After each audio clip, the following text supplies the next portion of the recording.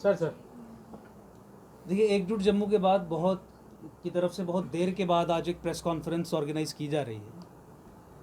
और आज मजबूर हो गए हम पूरे जम्मू के मीडिया को बुलाने के लिए और कुछ बातों पे चर्चा करने के लिए। 370-35 की एब्रोगेशन के बाद इन जनरल जो परिस्थिति बनी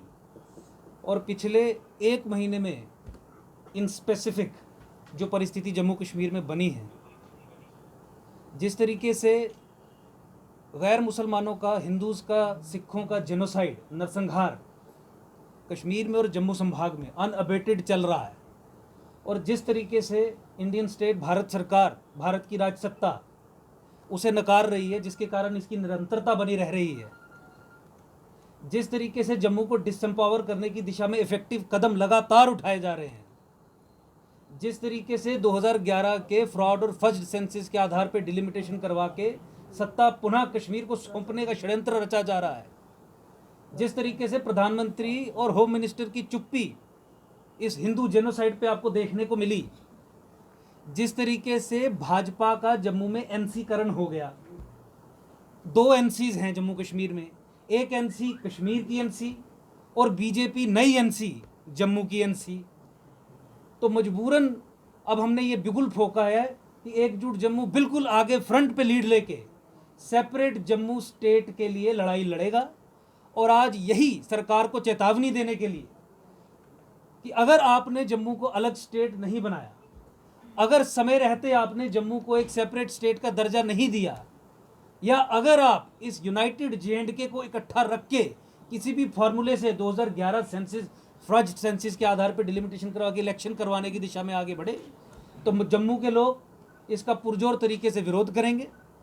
आज की प्रेस कॉन्फ्रेंस के माध्यम से मैं उन सभी लोगों को श्रद्धांजलि अर्पित करना चाहता हूं, चाहे वो आकाश मेहरा हो, ज्वेलर हों जिनकी हत्या इसलिए की गई कि वो बाहर से आके कश्मीर में बसे थे, कुछ नहीं किया सरकार ने उसके बाद।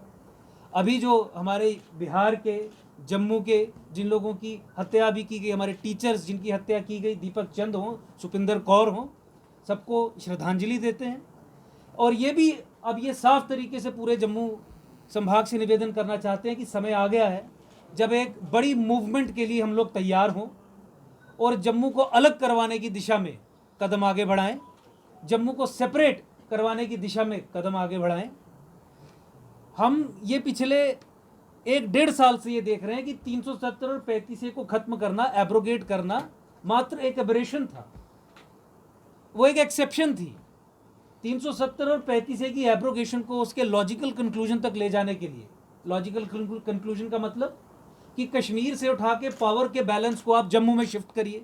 लॉजिकल कंक्लूजन का मतलब जम्मू कश्मीर में राष्ट्रवादियों को ताकत दीजिए, अलगाववादियों को, प्रो सेपरेटिस्ट्स को कमजोर कीजिए। लॉजिकल कंक्लूजन का मतलब जम्मू का मुख्यमंत्री हो। लॉजिकल कंक्लूजन का मतलब जम्मू को पॉलिटिकली एम्पावर किया जाए। लॉजिकल कंक्लूजन का मतलब जम्मू के संभाग के रहने वाले लोगों के साथ नौकरियों में, ट्रेड में, टूरिज्म में, डेवलपमेंट में किसी भी तरीके की कोई भी भेदभाव ना हो, वो नहीं किया गया। 370 और 35 से खत्म करने के बाद इस सरकार ने बैकडोर से 370 और 35 को रीइंट्रोड्यूस करने का काम किया। 370 और 35 को खत्म करने के बाद इसने, भारत सरकार ने जो जम्मू कश्मीर में जंग चल रही है और हिंदू जेनोसाइड, हिंदू नरसंहार जिसकी एक क्लियर मैनिफेस्टेशन है जिहाद, उसमें पर्दे डालने का काम किया। वो सब चीज़ें जिससे जम्मू कमज़ोर हो रहा है उस पर ब्लर कैंपेन चलाने का काम, जिससे नेशनल इंटरेस्ट कॉम्प्रोमाइज होता है उस पर पर्दे डालने का काम, देश की जनता की आंखों में धूल झोंकने का काम यहाँ का तंत्र कर रहा है, स्टेट अपरेटस कर रहा है। इसलिए जम्मू संभाग जो डेमोग्राफिक असॉल्ट को कंटिन्यूसली अभी भी फेस कर रहा है, लैंड जिहाद को कंटिन्यूसली अभी भी फेस कर रहा है। हाई कोर्ट से जजमेंट करवाने के बावजूद यहाँ की सरकार ने रिव्यू पिटीशन फाइल करके उस लैंड जिहाद के प्रोसेस को खत्म करने की दिशा में जो कदम उठाने थे उसे रोक दिया।